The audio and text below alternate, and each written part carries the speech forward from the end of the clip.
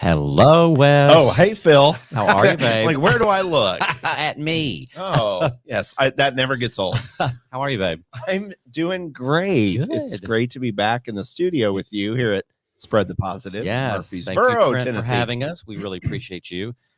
We've just had a fabulous evening. Woo. One of the most electrifying nights I've been at the Ryman Auditorium, downtown Nashville. Mother Church Country Music, built in 1892. Definitely the best place to hear live music. Yeah. Cedric the Entertainer did his last stand-up special there. Really? Cedric, yep. So anyway, anything's there. Everything's there. We, I guess it was a few nights ago, Leslie Jordan had a show and invited some friends. I haven't laughed that hard. It was laughter. There was some tears. It was just such a fantastic evening. He's brilliant. His comedic timing is wonderful. And I'll tell you, it was called Leslie Jordan and Friends. Right. He needs to take that show on the road. Oh, I'll tell you. Without question. So he come out and there were times where he was talking to the crowd. And he forgets to have the microphone. He's like, oh, shit, y'all, you know, and just epic. Fancy Haygood was there. Who I have never heard him sing live. I was blown away. By him. Brothers Osborne came out. That was electrifying. In the audience, we saw Levi Hummins has that Pay For It song. Levi, shout out to him. And one of my favorites.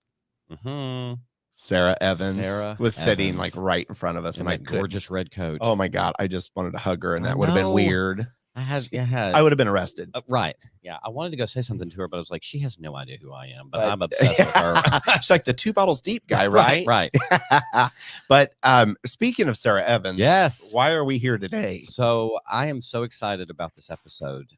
This is someone that I've been talking with her for a few months now, ever since the documentary Invisible came out. And we finally got to a position where we could sit down and have a great conversation with her. I would like to introduce her.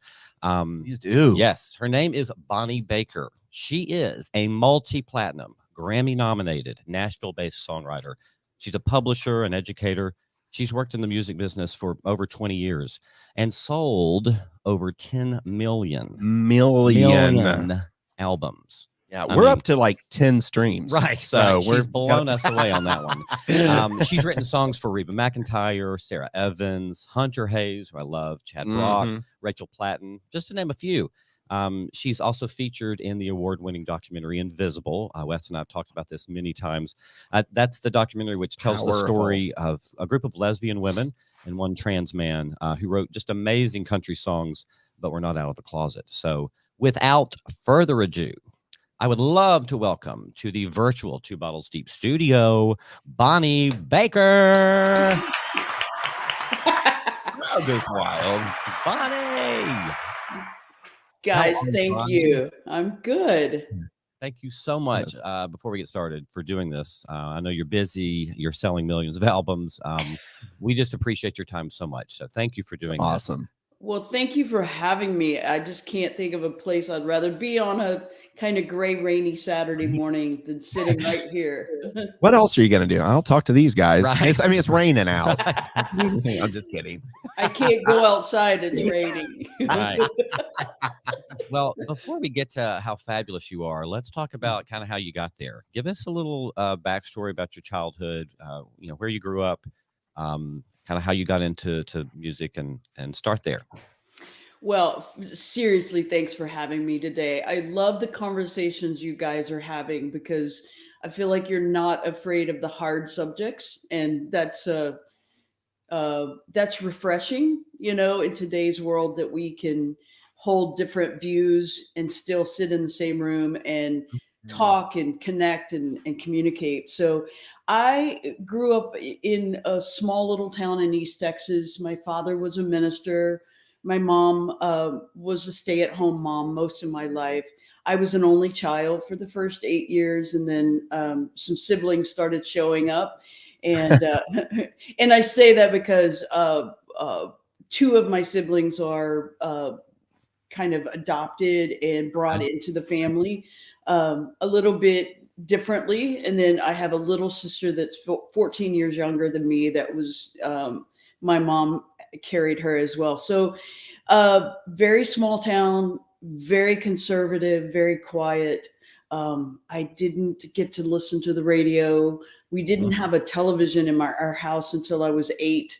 And so there is a lot of references in the film that talk about the kind of I'm going to say religious aspect of childhood, and the childhood that I am acquainted with was more fear-based, more rule-driven, more punishment, for things you did wrong. And there were books that I wasn't allowed to read in the library. The music I could listen to was Christian music. And so I find it interesting that I spent a lot of time in my room with headphones on because I could sneak music in that wasn't approved if I used headphones. Yeah. So as a grown-up, all these years later, I'm still in a room working on music with headphones on. Wow.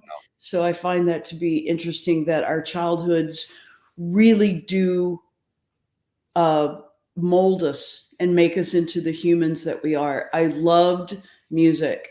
I loved Elton John. I loved Queen. Those big melodies, those passionate performances, just, Eagles, Linda Ronstadt was absolutely one of my favorites. And this morning I was thinking about Have You Never Been Mellow, Olivia Newton-John. I don't know if I'm dating myself here, but I adored her. Anne Murray out of Canada. Canada. Oh my God. Loved Anne Murray. So Townes Van Zandt, Chris Christopherson were my two songwriting. And I would start noticing on these liner notes when I could get my hands on a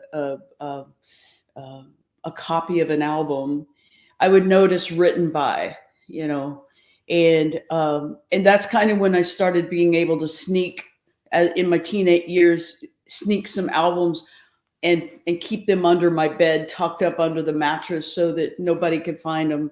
And, started sorting through the liner notes. And I was like, oh my gosh, somebody wrote these songs. So about 15, I'd been playing the piano since about 5. I started taking piano lessons, and we lived right next to the church. So I could walk over to the church every day, shut the door even at 5 and 6 and 7 and be able to play without someone interrupting me. And so I started noticing that there were people writing songs on these albums that were not the artist. And so around 15 years old, I started playing around with that, coming up with melodies or coming up with ideas or thoughts. And, one of my first songs that I wrote was Just a Piece of Paper. And some of the first verse lyrics, I don't guess presidents in my horoscope, because all I've got are little lines and 3 small holes. And all I do all day is find a spot to lay, because after all, I'm just a piece of paper. So that was my first foray into the writing world. Went to college, got a degree in English, started my master's in English fiction, studied Handmaid's Tale was one of the books that I studied in my master's program. And where were you in college, Bonnie? So I went to Mary Hardin Baylor, which is the University of Mary Hardin Baylor, which is in Belton, Texas. Mm-hmm. It's like the female version of Baylor. It was a nursing school. It's kind of a small, private, very conservative school in Belton, Texas, which is north of Austin. Started my master's degree in San Marcos, and and so did not finish my master's, but that was the road I was on, was a degree in English, teaching English, fiction writing. I thought I wanted to be a novelist. I thought I wanted to write books. And so that was kind of where I was pointed. Very unhappy late teens. I moved out of my house when I was 17, finished high school living with one of my teachers, believe it or not. And college, wrap that up in, I never had a drink of alcohol until after I was 21 years old. And while I suggest that our teens don't drink, the thing for me was I had never learned to deal with, the innermost things happening in my heart, which was I felt constantly told, no, here are the rules. You suffer punishment if you break the rules. And so then you become a 21-year-old living in Austin, Texas, and never had a drink of alcohol. And then all of a sudden it's like, hello, 6th Street. Oh my God. Right. So my middle sister took me to 6th Street after I was 21, and she's 8 years younger. You do the math. She took me to 6th Street, and the last thing I remember was sitting on the curb of 6th Street, hand in my hands, like, oh my God, what is happening? And there a few times. Do you remember Leslie? Were you there with Leslie? He was a homeless, kind of like drag queen. Oh. And he ran for mayor, but he came from money. He had a ton of money, and he had a beard, but then he'd wear a bikini. And then he would just ride down the street, and people are like, oh, there goes Leslie. And you knew the tourist because they were like, what is that? We're like, oh, that's Leslie. You didn't have to look. He's got to be the mayor. He was he ran for mayor like 8 times. It was amazing. That's hilarious. I love it. I lived there from 08 to 14 and came out in Austin. So 4th Street was my drag over there. It was fun. Yeah, I played a lot of the little area, some of there was a lesbian bar right on 6th, maybe 7th. Played there many like happy hours or evenings, like just guitar vocal, that kind of thing. So yeah, Austin I love the, keep Austin weird. I was like, I don't know that we can not keep it weird because it just is. But yeah, I love Austin. But the Continental Club on South Congress. Oh yeah. There's emos. There's so many great venues. Like here, it's almost like the listening room. Yeah. People respect the writers. They respect the art. And a lot of times too, you talked about you would look for it written by, produced by, and growing up in Central Illinois, not that it's their issue, it was probably mine, but I'm like, oh, it's, Randy Travis, or it's Garth Brooks, or it's Brooks and Dunn. I didn't get into the art of it until I moved here and really went to the listening room. I'm like, that's that guy and that's that girl. And the song Suffragettes are there on Mondays. It's all women. And it's amazing. Yeah, that's an amazing show. Those guys have done a great job with that. Yeah, I love that.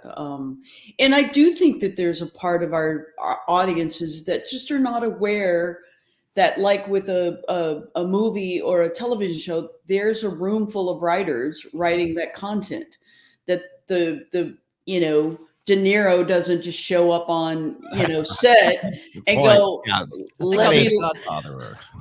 let me lay some wisdom on you. He's got someone that is writing that. And I actually was very intrigued with speech writing, to be honest with you. I believe with all of my heart that great speech writing is something we don't think about, but those politicians that have risen to the highest ranks, with some exceptions, let's be clear. I have no idea where you're going with that one. Who was that? Some people can just vomit by the mouth, and we're like, oh, let's elect him.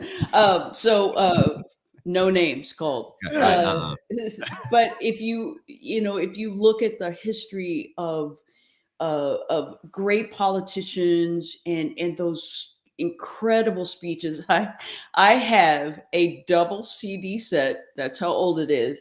A double CD set of the top 50 greatest speeches of all times. Oh, wow. And it's like everyone, all the way from Churchill to Margaret Thatcher to Ann Richards, who was like the governor of Texas. Yeah. Remember? She's like,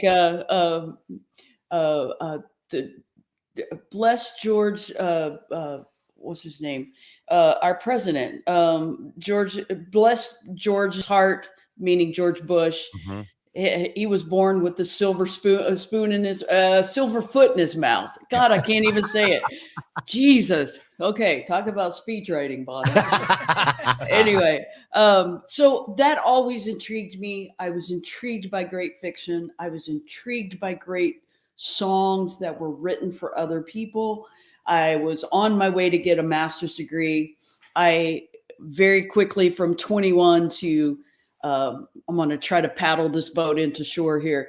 The early 20s, went on a major bender. I discovered alcohol. I also discovered a couple of years later, I'd be driving to school to teach my English classes, and I would have a bottle of something sitting in the front seat with me. And so I was like, I am not winning at this life thing. What's going on? What's happening? Went to some therapy, realized I was gay, realized I was not happy, was trying to numb out. So my road to Nashville started in those days when I was like, what would make me happy?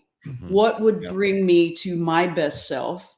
And, as a 23, 24-year-old, you don't have that language yet. Right. So I literally didn't know what I was doing. I loved music of all kind. I didn't think I would do well in LA because I was a little backward and shy. New York was too expensive. London felt like the other side of the world, which it is. But Nashville felt accessible to me. Nashville felt like a place I could make a home. So I visited here, and that's another story for another day, maybe. But my first meeting with Renee Bell at MCA Records, she was Tony Brown's assistant for years and years. I'll tell it quickly if that's okay. I came to Nashville for a meeting. I had a few songs on a cassette, nothing demoed, nothing. And a guy in Texas that worked at MCA Records heard me play the show, said, I'll introduce you to Tony Brown and his assistant if you want. So it's like, okay, I'll go to Nashville and meet some people. So I got to my appointment a little early. MCA Records was still in that little bitty house, and Bobby's Idol Hour was right down the street, right? So I was early. So I walked down to Bobby's, pounded a few. Sounds about right. Right. I was going to say, name of next album, pounded a few. And then I'll go back to my meeting. And so Renee Bell is a wonderful, kind human being, invites me into her office. I go in there and I sit and if you ever get a chance to see me when I am not sober, I'm very quiet. I'm like, I speak very hushed and so I'm sitting in this chair and she's like, so, why are you here? And I'm like, I don't know. I don't know. I can't remember. I can't remember. So she realized I was just really way in over my head. And so we talked for a little while. She heard my story. And in a minute, she said, do you want to smoke? And I went, I do. So she raised a window in the MCA office and she and I sat there and shared a couple of cigarettes together. And then, my time was up and she was like, do you want to play me any music? And I said, no, because it's not very good.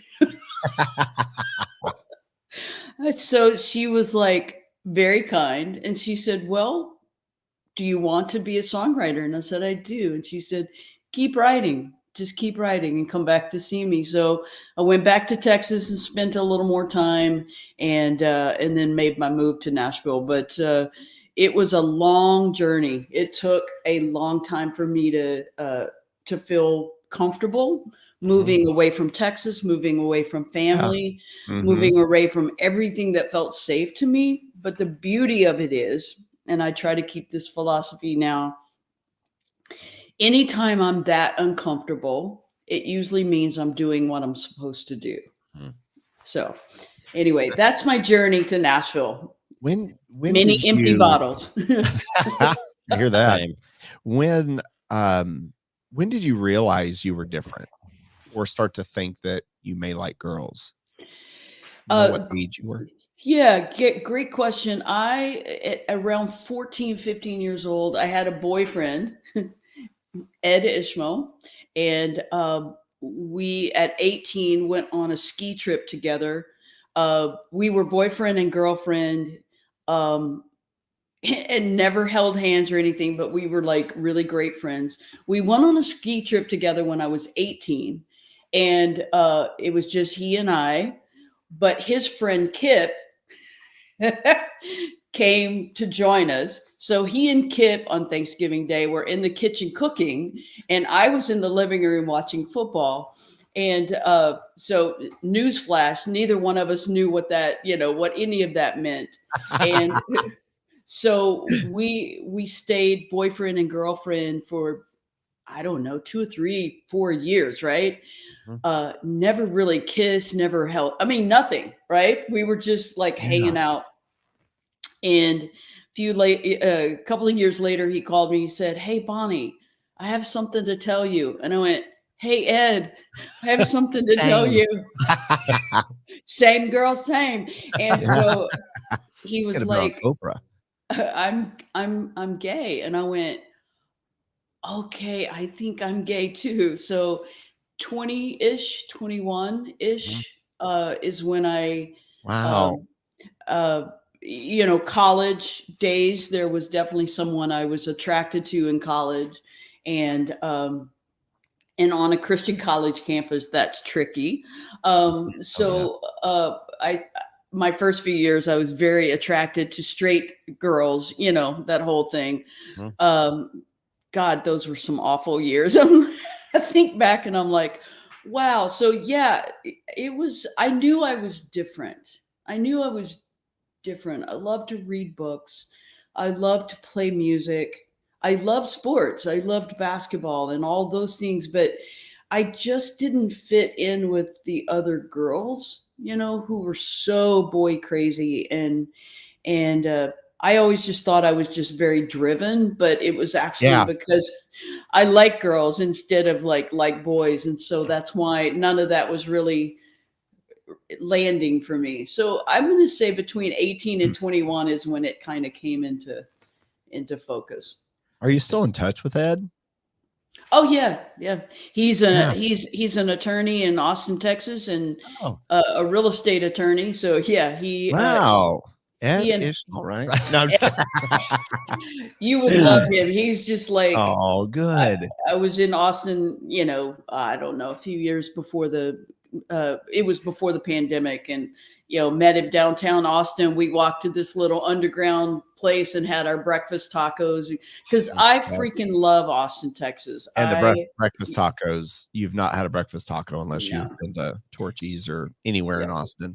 Yeah, no, Nashville, would like to think that they understand breakfast tacos, but they do not. We are getting a Whataburger up here, though. I did hear that. Watch I did hear that. I heard that. So, Bonnie, question for you. Kind of taking it back a little further. In your childhood, you talked about growing up really strict religious. And I feel like I did the same. I don't know if my memory it's not a negative necessarily. That was just the norm for me. Right. Do you remember like in church it actively being talked about, homosexuality? And if so, did you have an opinion on it? Were you because I can remember it being talked about in my church and thinking, I don't know if that's me or not. It could be, but I doubt. You don't want to admit it. So can you talk on that for a minute? There were moments that the sins were called out, and definitely homosexuality was, it was, you were going to go to hell, just no doubt about it, very well. But you also were going to go to hell if you went to a Methodist church. You were also going to go to hell if you wore pants instead of a skirt. Like, it was, if you cut your hair, if you talked back. There were so many ways to hell. I was like, this place is like very well traveled, Yeah, I'll see you there. Everyone's going. At least we'll know people. Yeah, if you drank alcohol, if you did any drug, so many things. So I was very immersed in that for most of my life. I didn't think about just the homosexuality piece. I remember one day,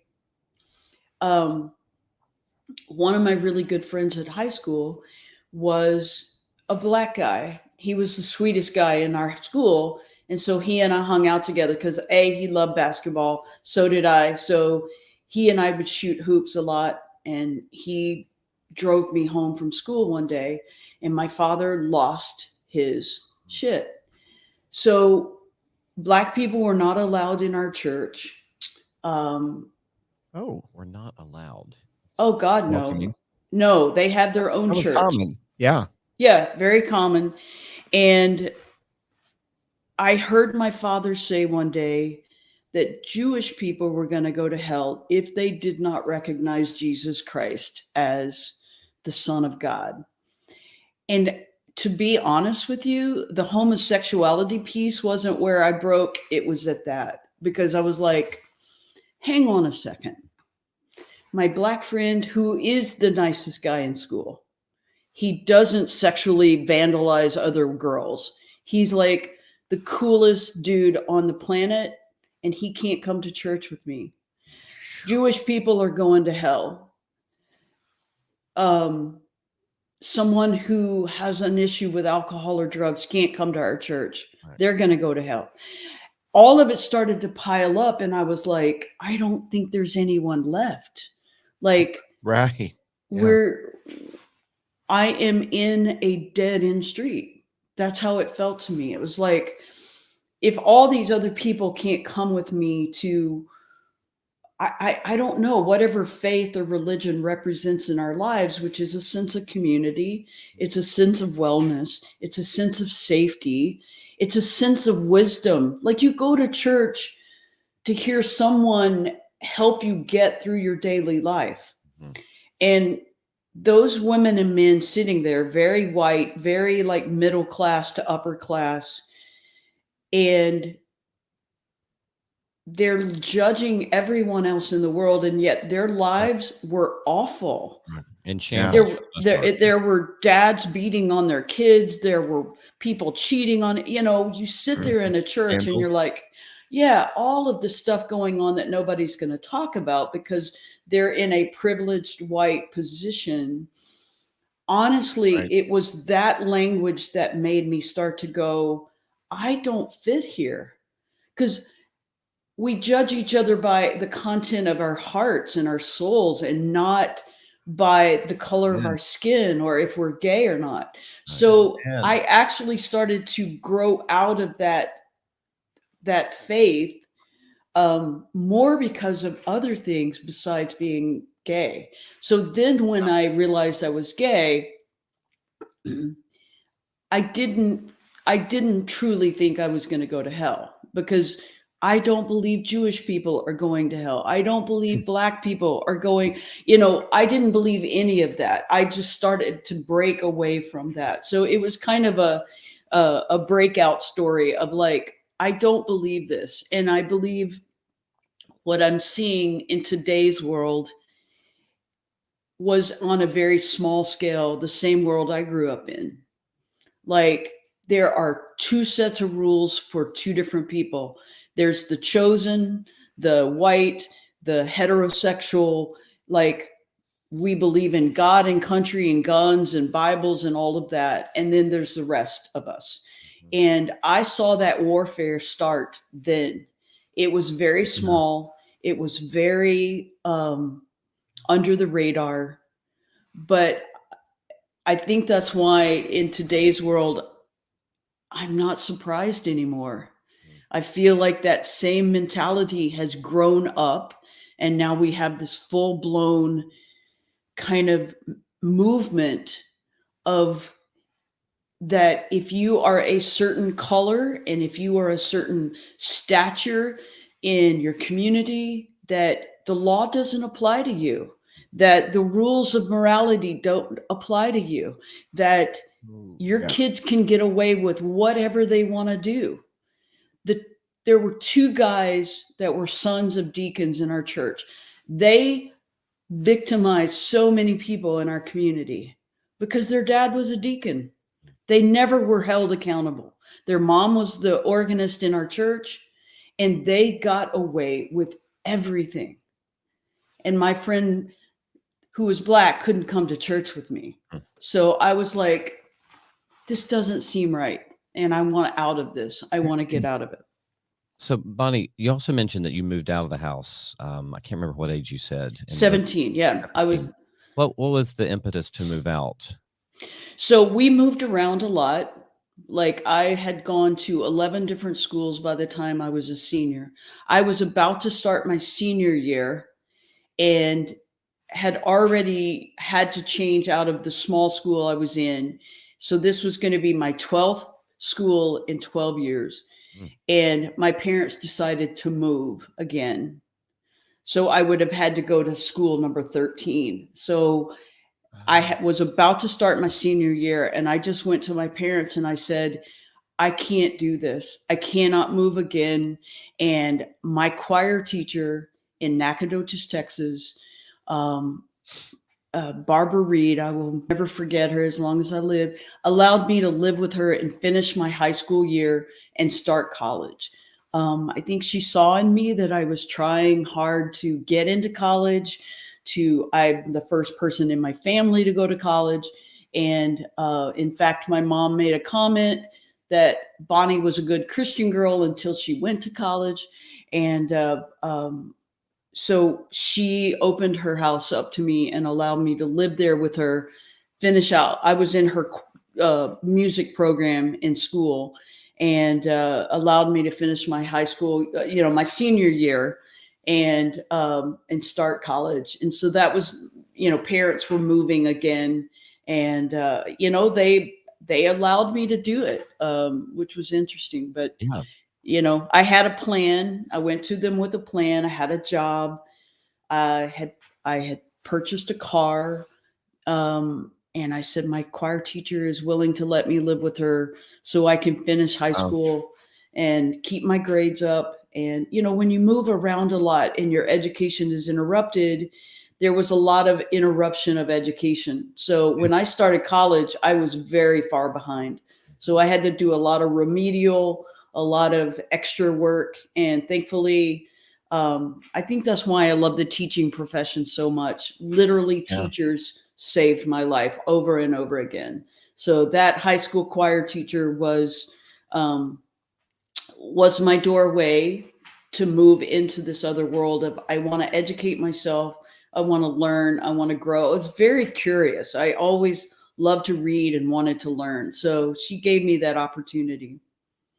And you mentioned, and Wes was asking you when you felt you were different. How long after you kind of realized you were different and coming out, how long of a time was that? Coming out to my parents? Yeah, to your parents. 18 years ago. Okay. I was about to be a parent. And I wrote my parents a letter and came out to them then. All of those years, I just lived a lie. I would go home by myself. If they met someone that I was dating, then it was just a friend. 18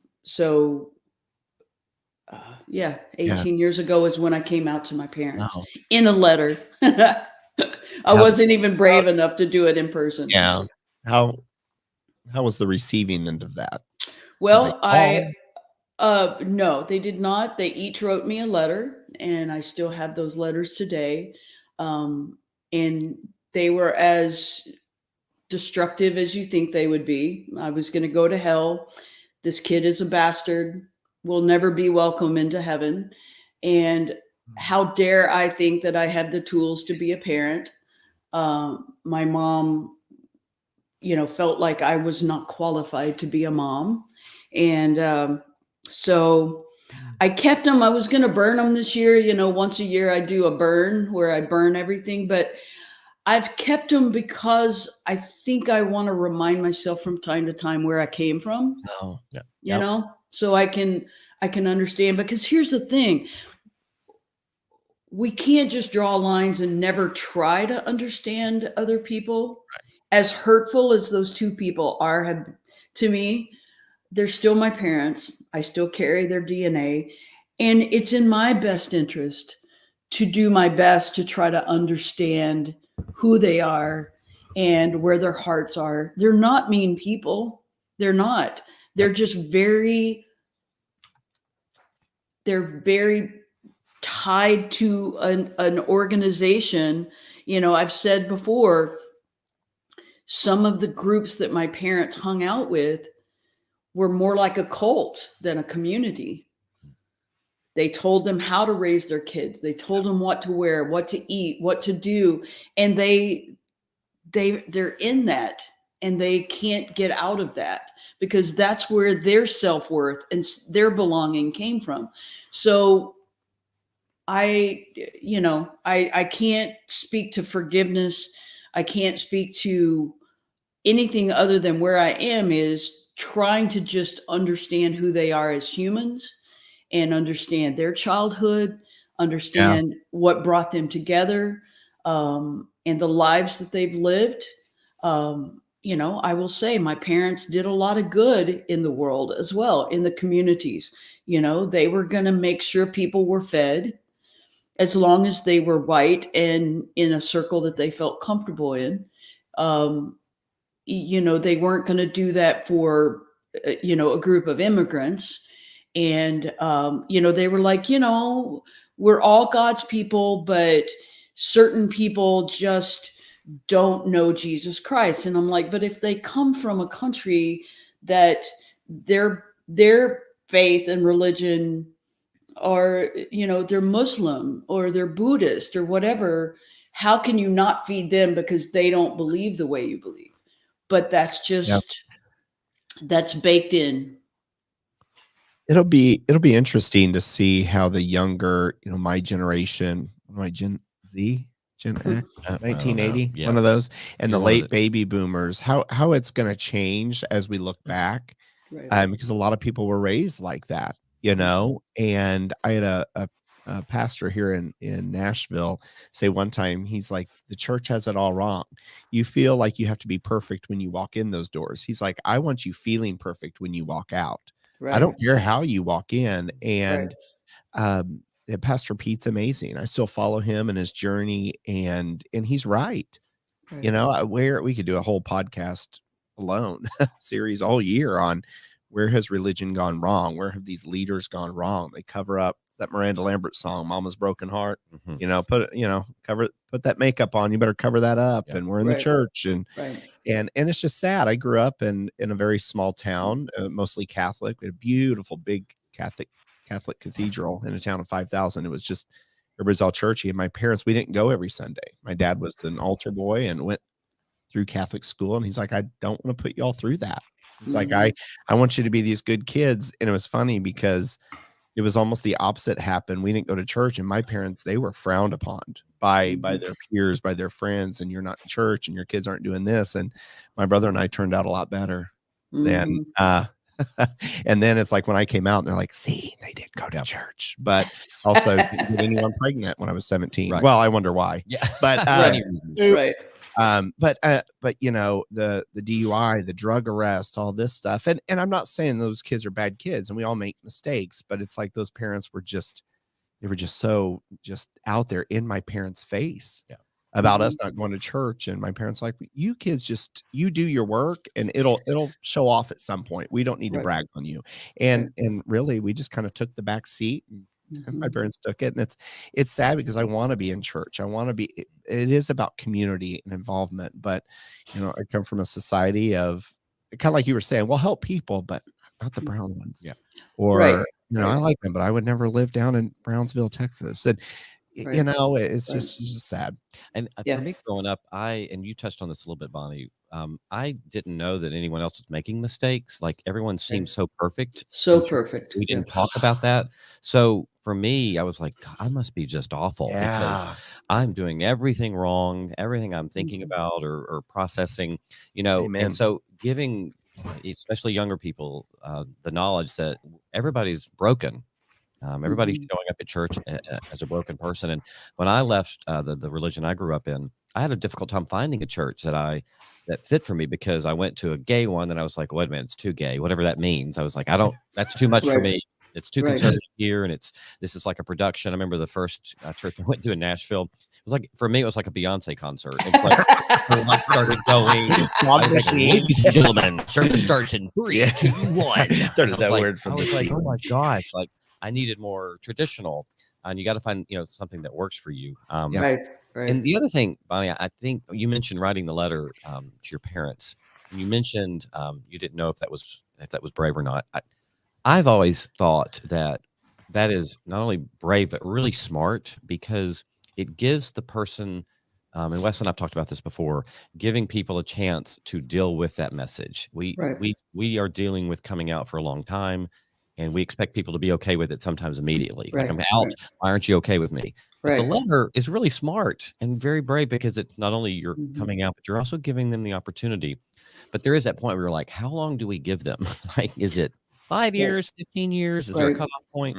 I think everybody's different, but finding that level of where you're like, I love what you said, like, they have good, they're still good, right? There's still good in them.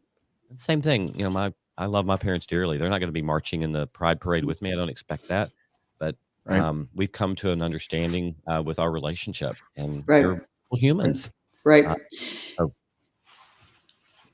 Yeah. Important. I think it's important to allow people to be who they are. But I want to say the point I'm in my life now is I'm not looking to their approval to give me my self-worth anymore. Like, that took a long time for me to get there. But the toxicity of a culture of everyone's looking to everyone else to get their validation, to me, that's what a lot of church was, is my father was the one standing in the pulpit, and he's got, he and God are tight, right? Because he's a man of God. That's what they used to call it. You're a man of God. So his word was law, and he wanted God's approval, and everyone else wanted my dad's approval, and they wanted each other's approval. And if someone wore a dress too colorful, that was talked about. And I'm like, as an adult, I'm like, I don't want to keep looking for other people's approval. And that never ends. It never ends. Never ends. And they are putting forth a lifestyle that no one can achieve. Perfection is a lie. None of us can achieve that. So once I have to say, The Gifts of Imperfection has been a Brene Brown book, has been a big part of my life. Also, the songwriting journey for me was a place for me to just be me and talk about the things I wanted to talk about. And going back to being the script writer for other people, there's a thread that kind of goes through most of the songs that are out in the world, which is, I'm not perfect. I feel invisible.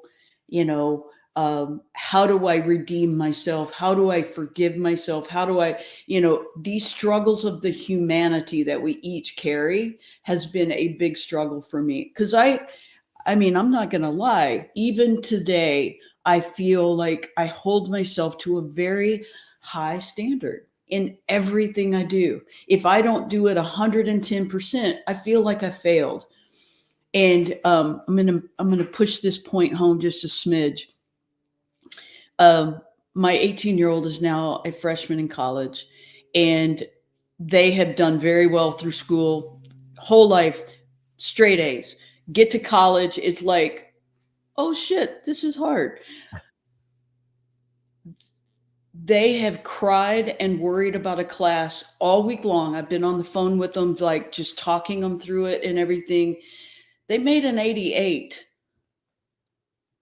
And my kid is literally, I don't know what I'm going to do if I don't get an A in this class. I don't know if I can live if I don't get an A in this class. And I said, oh my God, I've passed down this idea that we can be perfect. So having a child in front of you that is kind of suffering that same perfection, looking for validation from everyone else, has really brought my attention to the forefront of, like, stop this. It's going to kill you. It's going to make you an unuseful human on the planet if you can't allow yourself to make mistakes, make them loud, make them proud, keep moving, watching every word you say. An interview like this morning, getting in my right mind of like, make sure every word is exactly what it should be, so that you're not projecting out to the world anything that's untoward or not. Why? Yeah.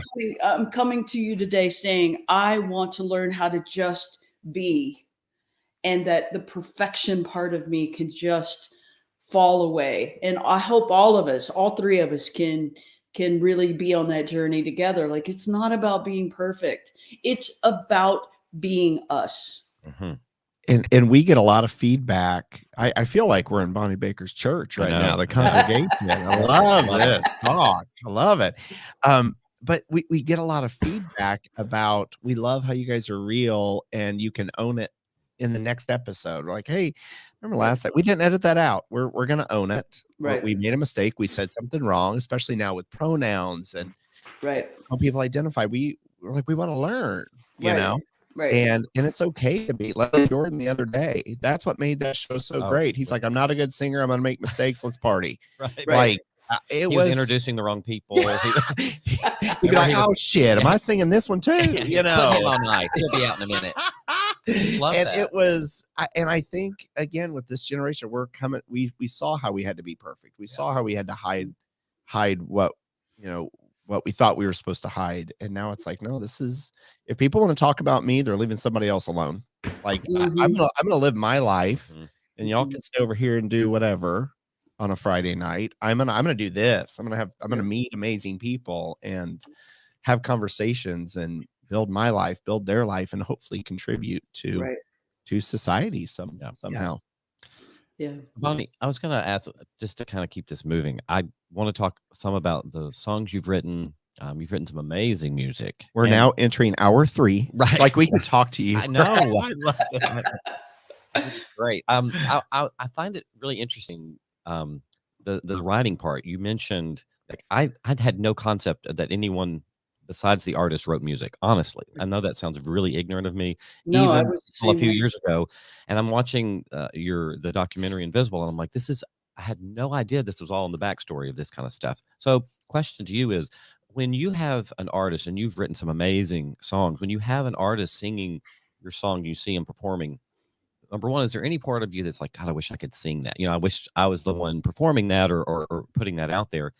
And two, is it weird to, like, such a personal journey for you is being sung by somebody else? That's an incredible question. I can hold both of those and say this and this. A few years ago, Reba did My Sister on an award show and walks out and performs a song. And I was sitting by myself at my house watching it on television. And, fast forward, Hunter did Invisible on the Grammy Awards. I had rented one of the suites at a really amazing hotel downtown Nashville and invited 50 of my best friends, and we're all sitting there watching it. So there are two sides of that, in that I felt alone when Reba was doing the song. Like it's just like lonely, because what the story is. The My Sister song is totally based on my sister.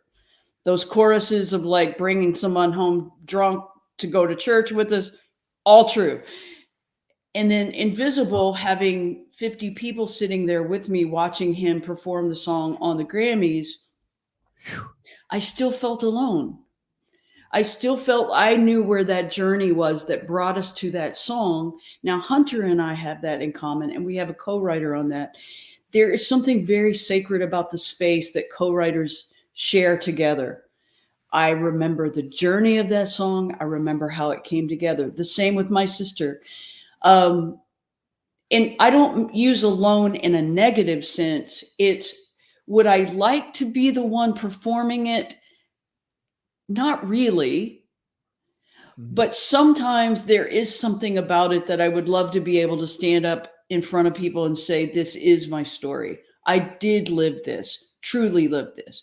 Now, Reba, incredible version of my sister.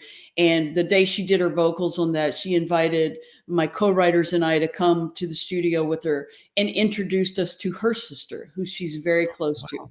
And it was just a very sweet moment of sitting and talking to the Reba on a couch at the studio, of like where the song came from, what it meant to us, what it meant to her. And so I'm going to draw this line. So watching someone do a song and the audience of it becomes this, whereas if I did the song, the audience would be 20 people at the listening room. And so there is a movement in me that realized early on that to have a wider audience, you have artists that reach a wider audience. Reba's going to have an audience that I will never have.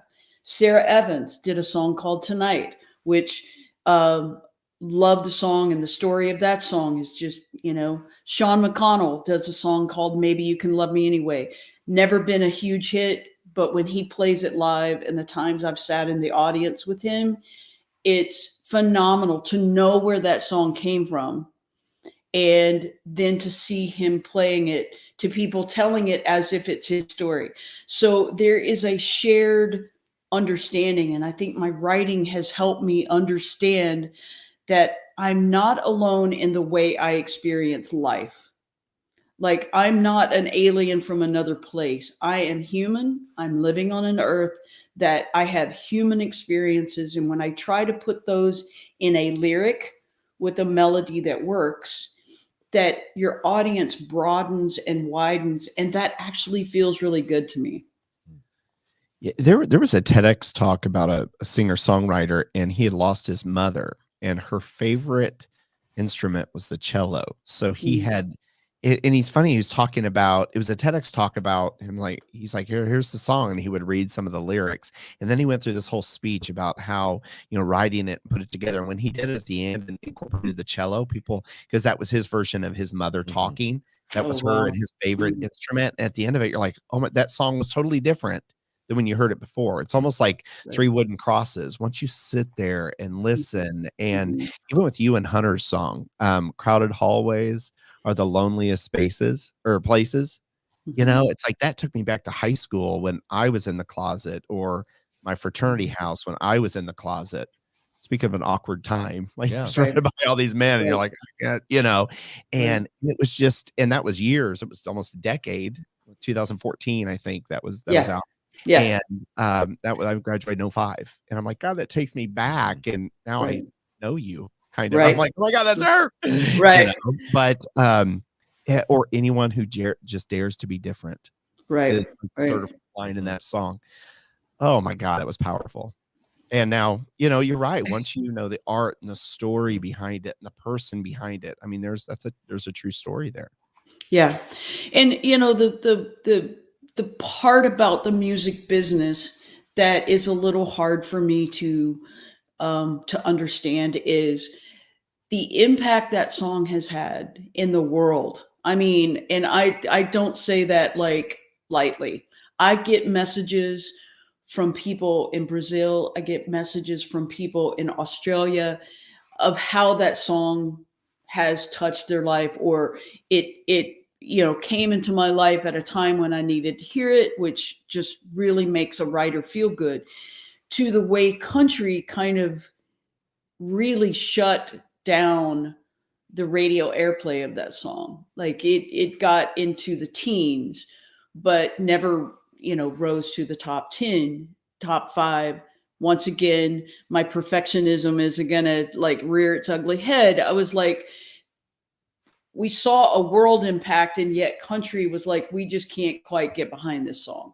Yeah. And I don't understand or know why. They actually didn't really want to get behind Hunter anymore. So he has now left the country market, so to speak, and is managed by management in LA, and is still putting out music and still doing what he does in a different world of like, we just love you and accept you exactly the way you are, which country labels just couldn't do that, which boy, that's another 3-hour program that we could put together, is the difference in like what the world needs to hear and what country is, what Nashville is pumping out into the world.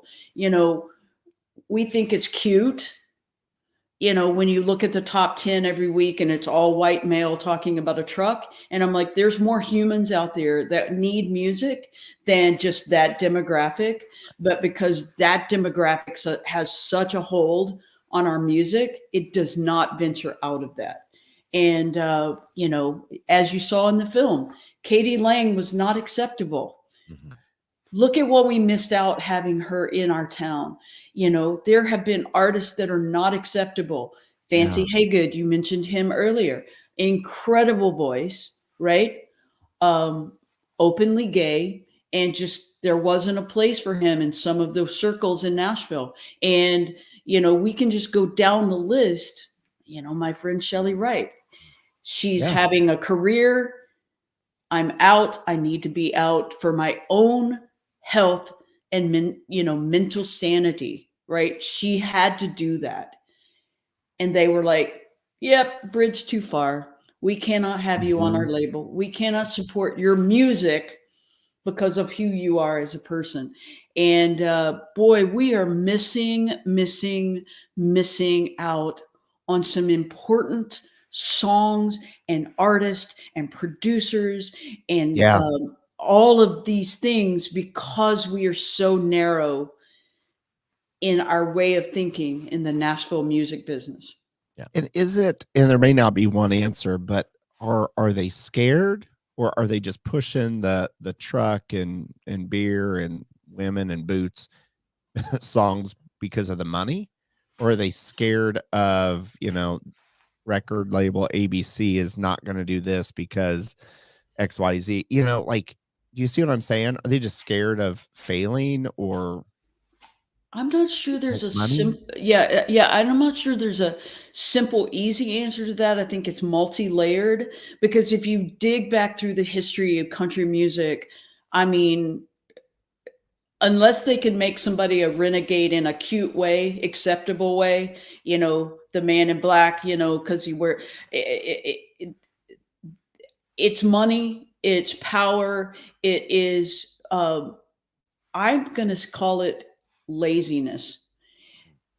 If you have an artist that looks different than all the other 40 artists on the top 50 that week, if you have the one artist that's a different shape, texture than all the others, you have to be creative, you have to be smart, you have to be driven, you have to have a game plan to work that into the dialogue.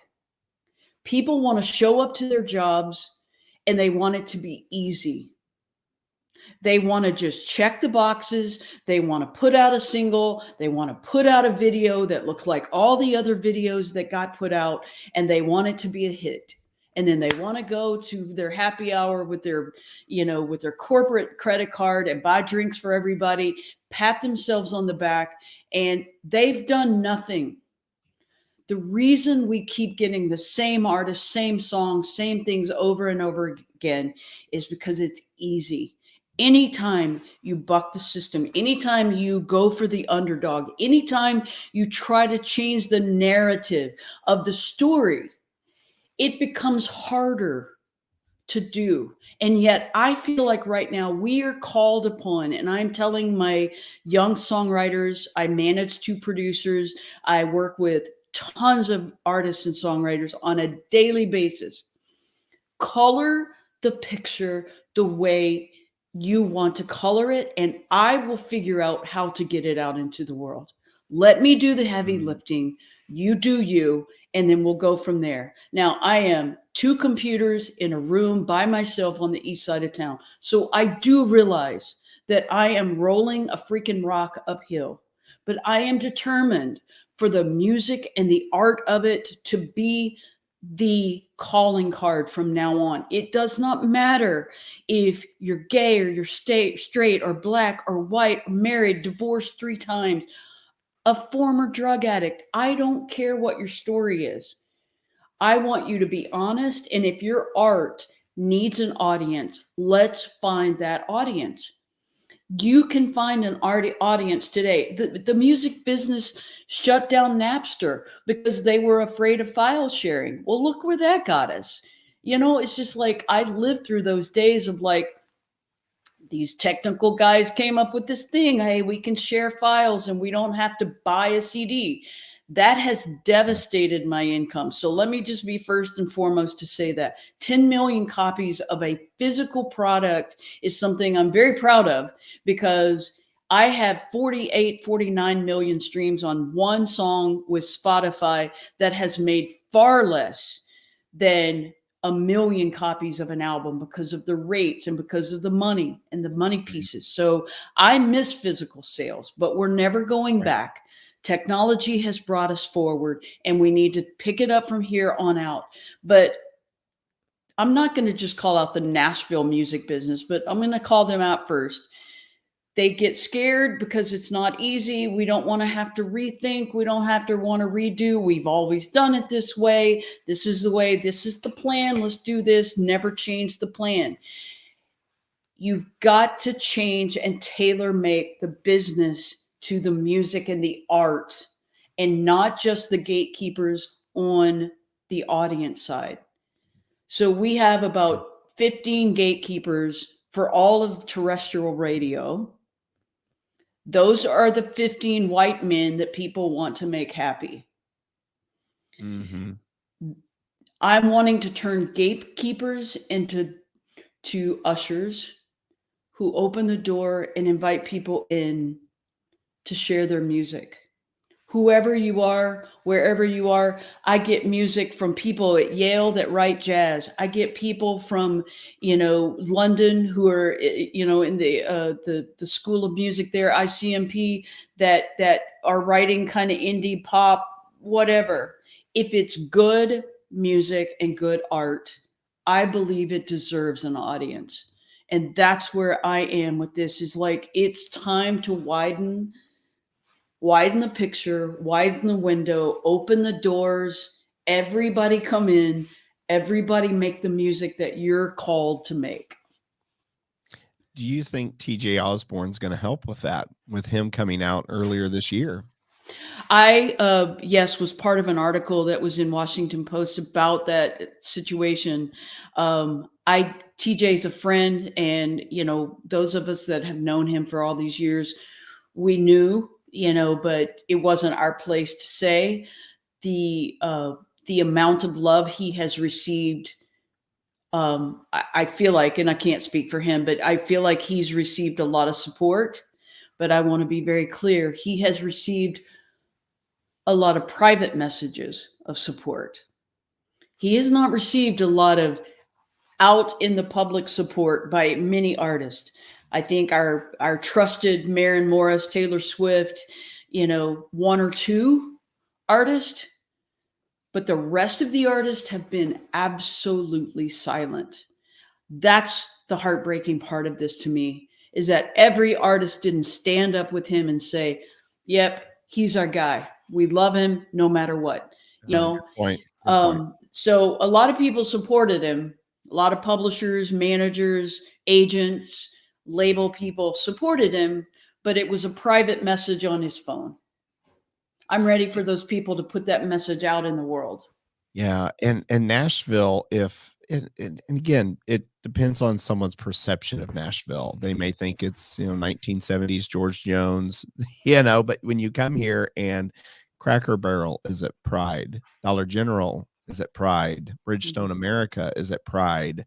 Right. We see this in Nashville, and then all of a sudden you get to Music Row and you're like, hello, right? Where you at? Where you at? Right. Even with something like this, we went to Brothers Osborne at a Sand Amphitheater, and there was every mix of race. You had Wranglers, you had rainbow flags, everything. And when his brother stepped back and TJ had the spotlight, literally one spotlight on him, the band was playing in the background and he gave a thank you speech. And I still have chills.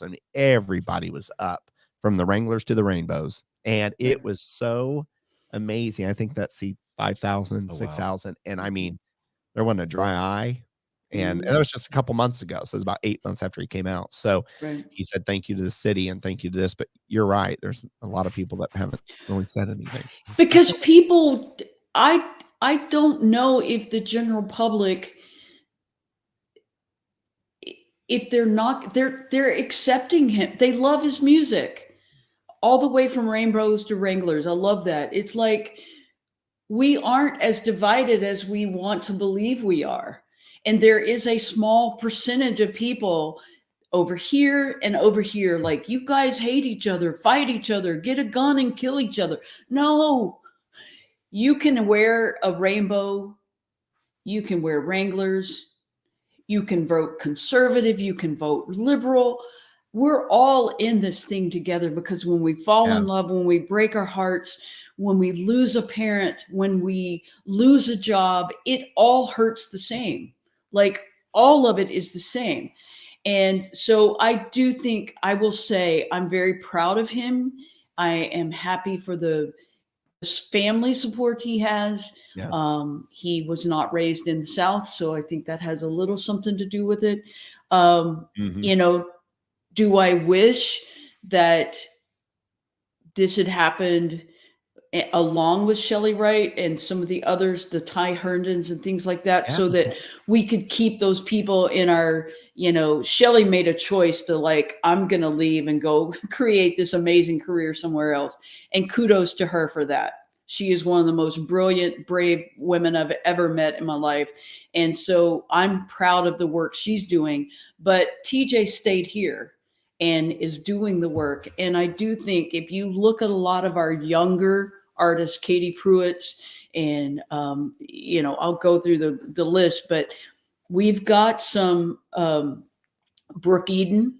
Brooke Eden is openly gay, and, you know, Fancy, we've got young ones coming up, and I'm really hoping to see their career grow to the magnitude of a Garth Brooks or a Brooks and Dunn or Reba, because we're going to have some of them come through. The bottom line is the percentage of the population that, you know, are gay, it's not 50%. I mean, we're talking what, 14 to 17% of our population identifies on the LGBTQ plus spectrum, right? And my kids said something to me the other day. They said, my age, 18-year-olds, we want our sexuality and we want our music to be fluid. We're tired of boxes. We're tired of having to say we're non-binary, we're lesbian, we're queer, we're this. We're just people playing music, having music heard in an audience. And so I really think the divisions maybe can go. I love identifying. I love us being aware of who we are as humans, you know, and for me to even say the word lesbian a few years ago kind of made me a little uneasy. I love a woman. I'm married to a woman. In fact, our last mayor of our city married us in her living room on a beautiful, you know, New Year's Eve day. We got married on New Year's Eve, and she married us, and it was an incredible thing. And she's Jewish, and I love that. We have this amazing household of all different brands and kinds of beliefs, and you know, the learning to understand each other and see things from someone else's point of view, I think is going to be a healing thing that we need seriously to happen right now, not tomorrow, right now. We need to start to see each other as just human beings. If you're Muslim, you're welcome. If you are atheist, you're welcome. If you love country music, you're welcome. If you love jazz, you're welcome. Like, you are welcome into the community of whatever we are as humans. And I just feel like the divisions have to be just opened up, and that we're not just carrying those little placards around, you know, hello, I'm a lesbian, so put me in one category, you know? So yes, I think TJ Osborne has had a big effect on where we are. Very cool. I think you do need to start a church, Bonnie. Like this. Yeah. I'll be there. I absolutely love what you're saying. I wish we could talk to you all day. Can we do another episode with you? I'm just going to ask this right now because I've got so much that I want to talk to you about. I so appreciate your time. I wanted to get into some other stuff about the movie, but I would love to. Do we have time? I can keep going. I've got a little time, but I realize that I take up a lot of time. So that's okay. No. Ed, I'm sorry. I was sitting here. So Ed Ishmael, right? Yes. I was on the AGLCC, the Austin Gay and Lesbian Chamber of Commerce. I know Ed Ishmael. Are you serious? I'm sitting here this whole time. I listened to everything you said, but I'm like, that name. Yes, Ed. I have to send him a message and be like, that's a small world. That just debunked a myth of all gay people know each other. Right. I'm like, no, we don't. Oh, Ed. Yes, we do. I'm not joking. Ed is the sweetest guy. His office was on Lamar over there in Austin, and him, Doug Plummer, all those people in Austin. Oh my God.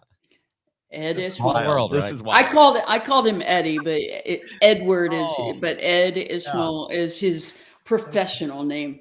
But we did a lot of luncheons together. I adore that guy, and yes, he's been very active in the Austin scene, and I love that for him. Yeah, look up to him a lot. He was definitely a leader. So Bonnie, I want to tell you the song "Dry County." I've told you this when I talked to you before. I don't know why I connect with this song so much because what it talks about, I don't necessarily connect with, but it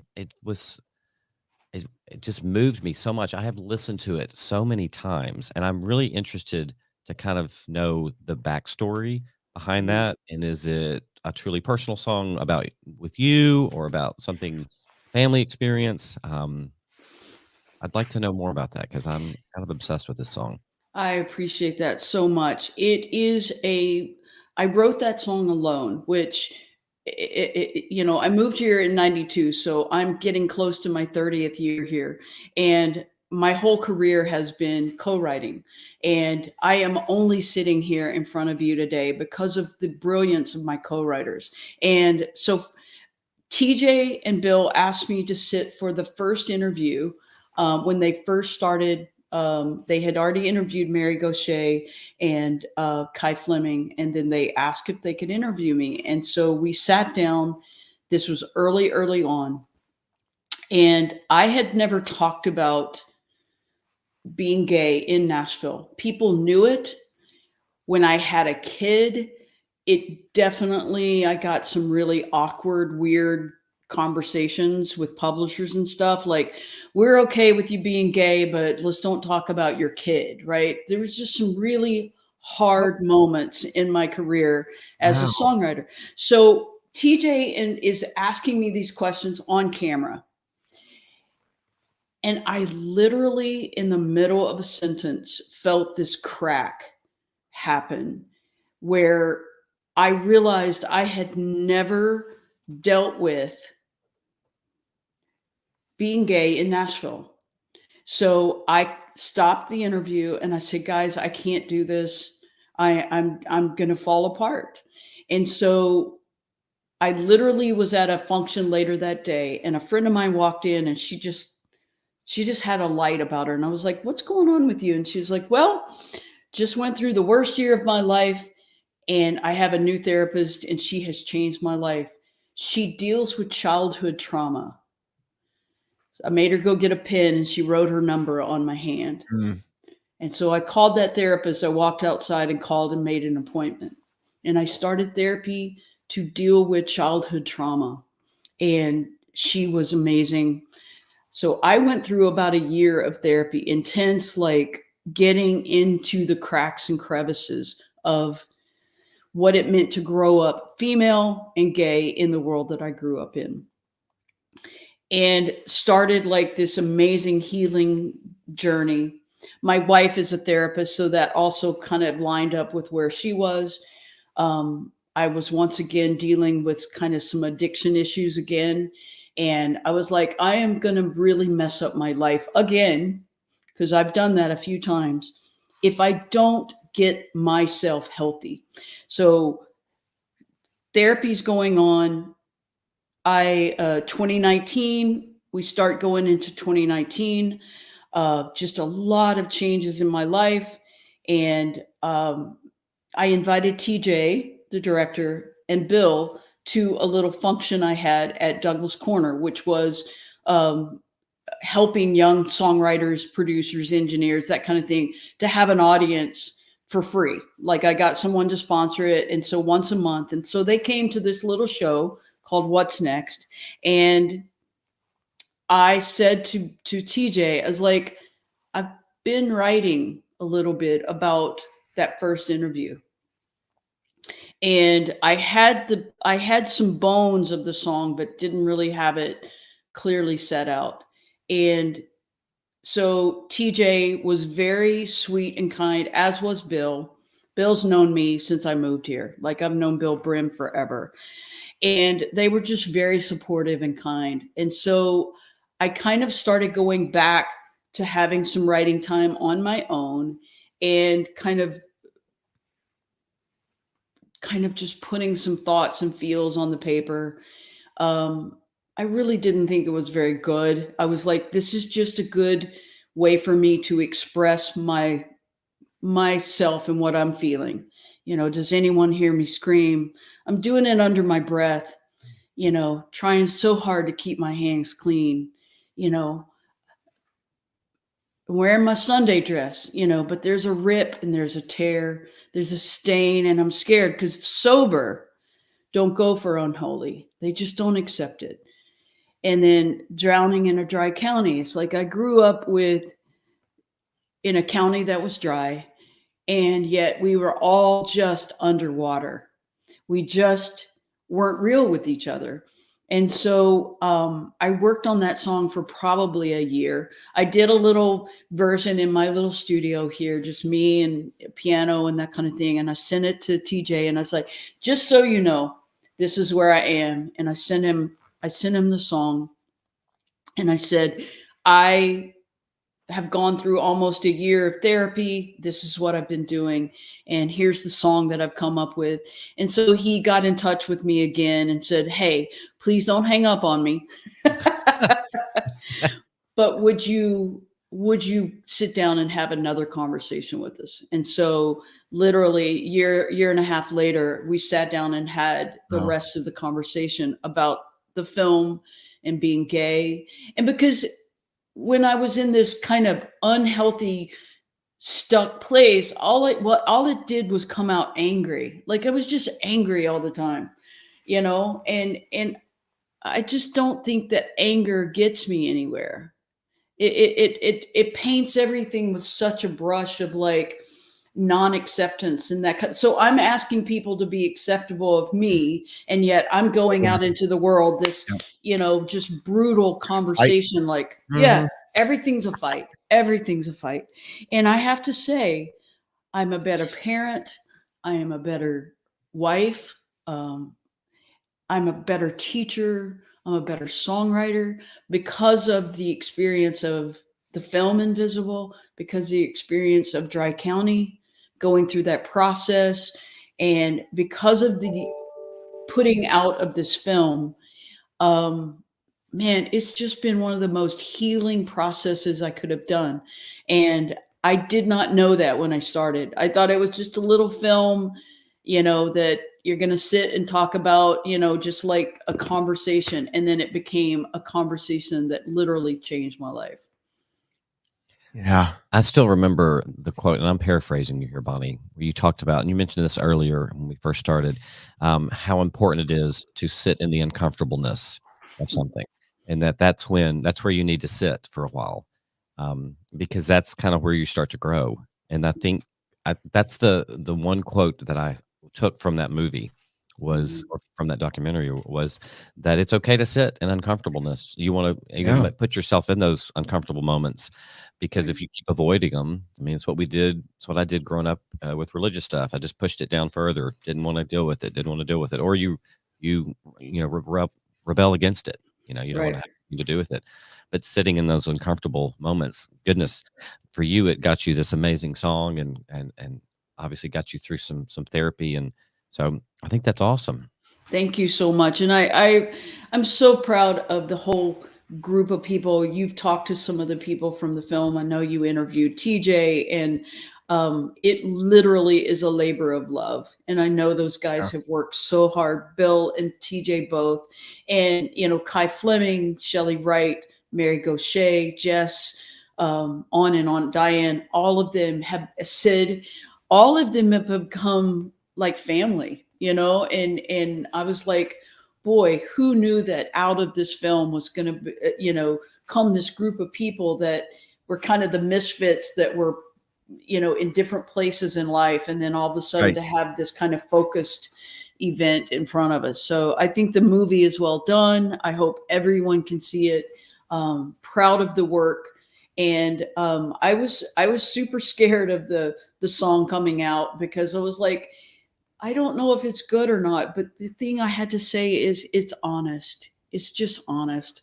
It may not be good art. It may be, the slack that I cut everyone else, I needed to cut myself. It's like good art, bad art. It's just art, and there is no right or wrong. Could it be better? I don't know. I always listen to every song. I still listen to, every song I've ever had out on the radio. And I'm like, oh my God, I wish we would have said this, still picking it apart.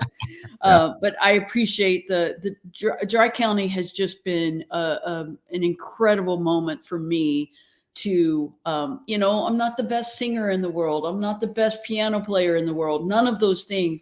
And yet I could sit down and just say, this is who I am. This is my story. Right. And we don't have to be perfect. I thought in the film with Marianne Kennedy and Pam Rose behind you. Oh gosh.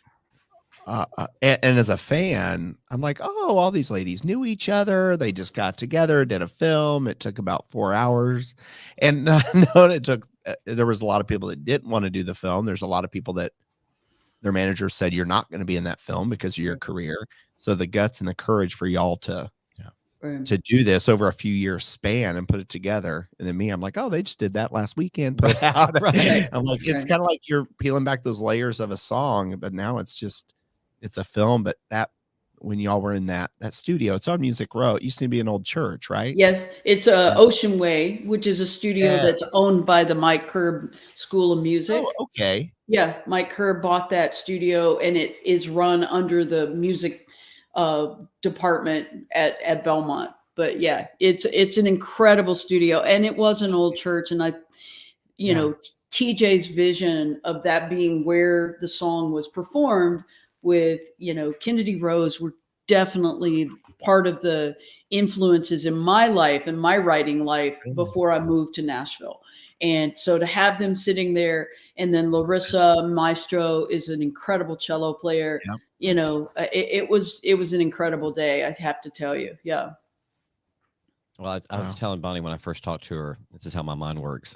Every time I listen to it, I envision like the award show that it's on, and she's performing it as a piano. There's a massive choir behind her. Like every time I hear it, I get chills. I'm like, I want people to hear this, because it is. And I don't know anything about songwriting. I just appreciate music, but I can just hear pain, but it's like pain with an overlaying of like acceptance. And I don't know, it's weird.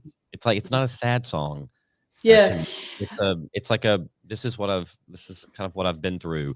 And I'm putting it out there for you. So I appreciate that. And I think the two lines that get me every time is like, we're all sisters and brothers, and don't forget about the others. Because as the oldest sibling in my family, I just always felt this sense of responsibility to build the bridge and build the ladder to get people into this place of acceptance. My middle sister, boy, just went through some awful times with my parents, and then she had a kid, and they went through some awful times, and all of it came from this place of like, you're not good enough, you're not perfect, you're this and you're this, and it just oozes out into all of this dysfunction.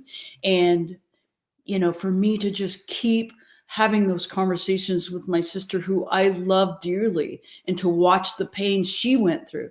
So the whole song is me saying, this is where I've been, but the biggest thing is don't forget about all the other people that are going through the same thing.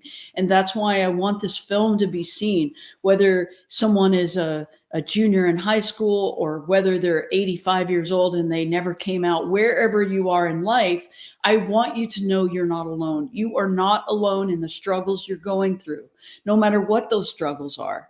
Because if we don't get real with each other, we never get healed with each other. We never get, on the same place of like loving each other unconditionally. And that's what we're wanting. The opposite of addiction is not sobriety, it's connectedness.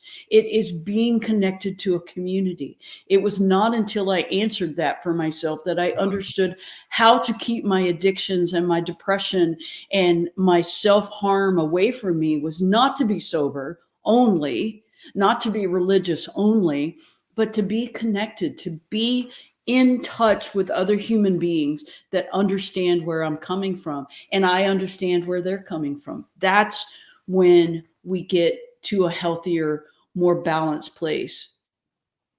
I feel like I should have been writing all of her quotes down. Yeah, I just got like 3 tattoo ideas out of that. I know. I was like, check. I'm going to start quoting this thing. It's recorded. We can go back. I know.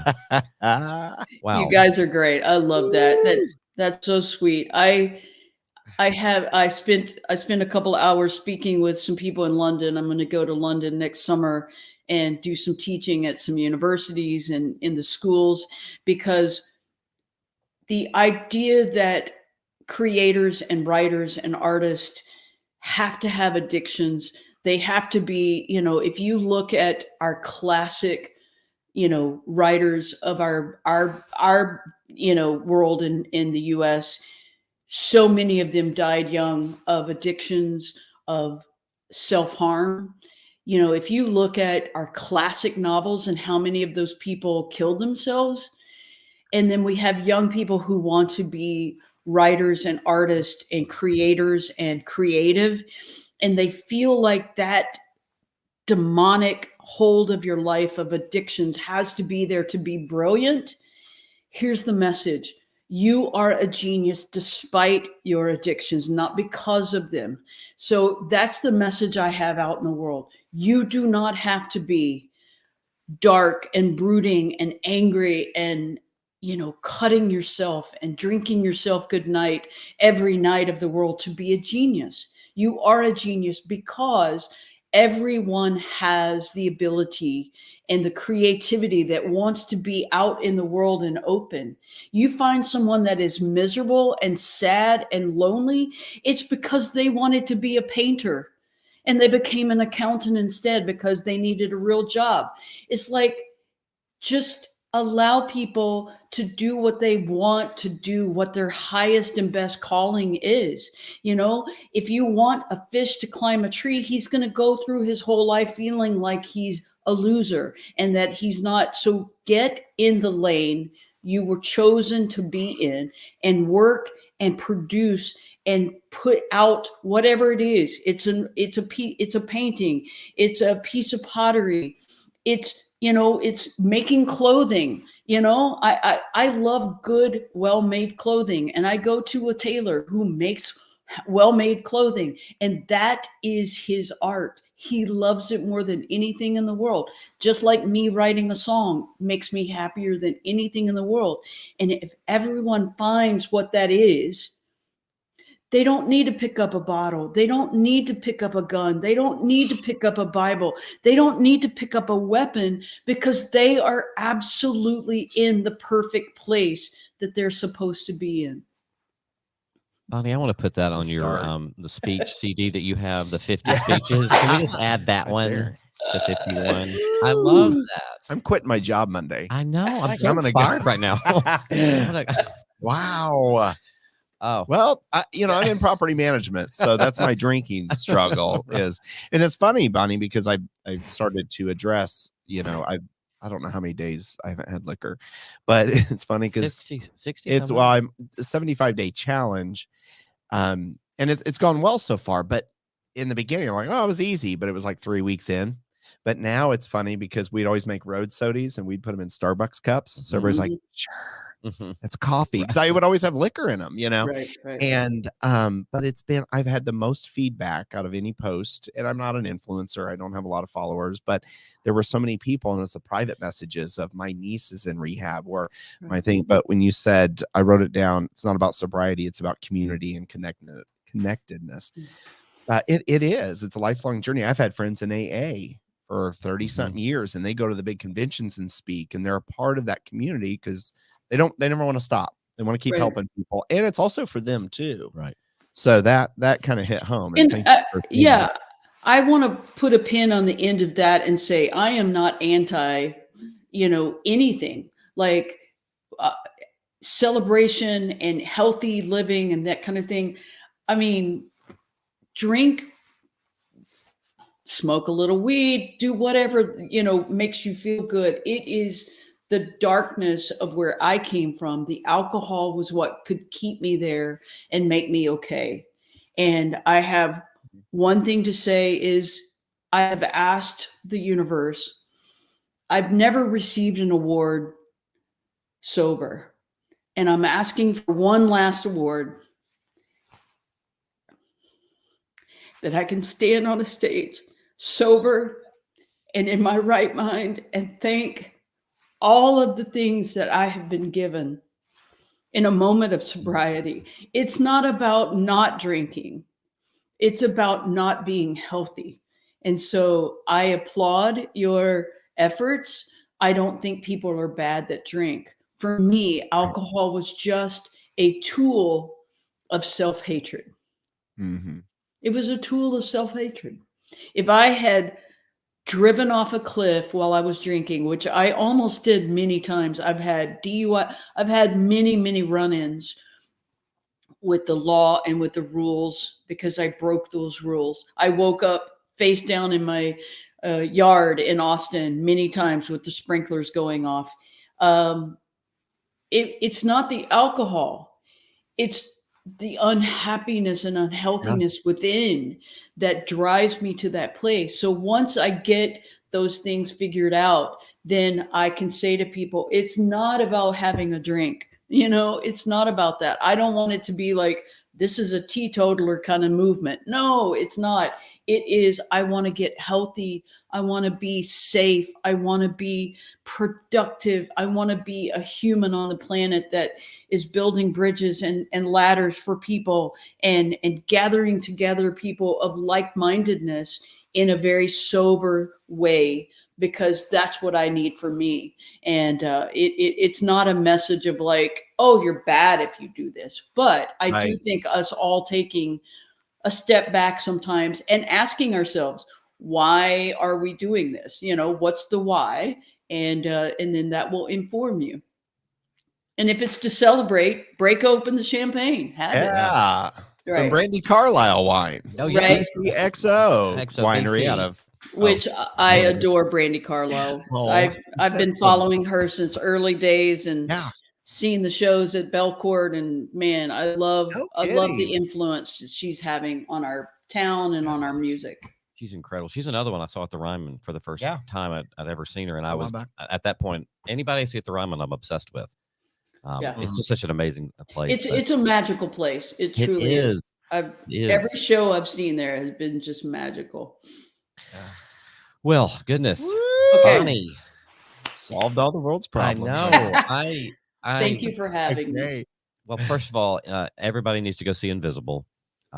Figure out a way to do it. You're all grown. You know how to, look it up. Google it. I don't care. And go, especially go listen to Dry County. Listen to it 50 times, because every single time you listen to it, you're going to hear a line that speaks to you or makes you think of something. It's amazing. Oh, yeah. So, Bonnie, I know I speak for Wes too. We're so grateful for you and for all the things you've said. I feel like I've learned a lot. I wish I could. I'm going to go back and write down all the quotes. And post them. Yes.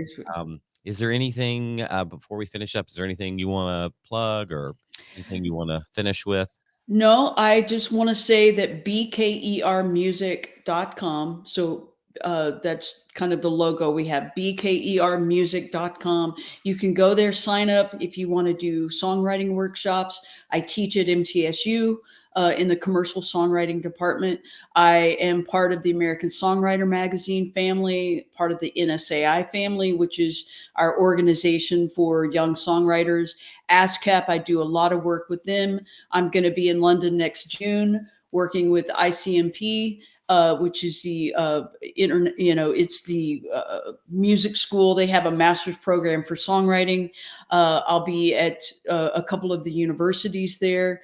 I speak anywhere and everywhere that people want to talk about creativity and healthy living, balance, journey, life, career. Success is not an A to B. It is an all over the place. Success is just getting up every day, doing your best work, ending your day knowing you did your best work. If you're going to a job that you hate, go and do the very best job you can do and open yourself up to what that job is going to lead you to. I think both of you are incredibly funny, and I hope that you continue to do your stand-up and continue to do your podcast. You never know where this podcast is going to take you guys. And so sometimes those jobs, I've painted houses and I've managed restaurants and I've, done childcare. I've done everything in the world for 30 years trying to just support my music habit. And so in the years that I've been able to support myself as a songwriter, I'm grateful for that. And so just get in touch with me, write me a letter through the website.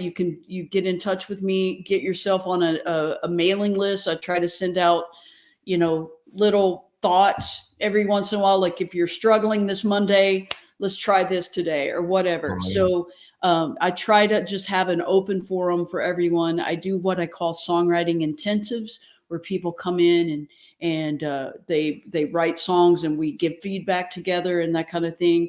So it's about being a songwriter, but it's more than that. It is about being connected to other people. I've always been a little afraid of other people, and I want to learn how to just be open and get to know all of the people in the world. Like, let's just help each other get through this thing, because we're at a crossroads. We're at a crossroads. And, the rage that I feel some days, and I told y'all I was going to be raging today. So, we're going to have to solve that. We have to solve that for our kids. We have to solve that for our children. And so I think that creativity, whether it's songwriting, painting, telling a joke, the creative part of us is what's going to save us. And I just want to have that message out in the world. I really do. I love people and I want to see them do well. So thank you for the day. I really appreciate it. Well, we really appreciate it. If you need anybody to go to London with you, You'll come with? I'll come with. I'll carry your luggage, whatever you need. I've got that down. Is that not London? It's a little bit. It could be. I've been to London, Kentucky. Oh, close. I have. There's a London, Kentucky. There is. Yeah. It's funny. I was looking up Airbnbs in London and realized I was in London, Kentucky. I was like, oh, wait a minute. It's only a 3-hour drive. Right. I was like, who knew the ocean was between here and there? But yeah, I'll have you come along. That'd be great. I'd love it. All right. Well, Bonnie, thank you again. We love you. I can't thank you enough for all of this. Wes, Phillip, thank you so much. And I want to say shout out to the producer, because he is doing an incredible job. So thank you for that as well. Trent, he's back there. Trent. All right. Well, I'll talk to you soon. All right. Thank you, Wes. This has been great. I love you. I love you, buddy. All right. Bye, guys. Bye, guys. Talk to you soon. Bye.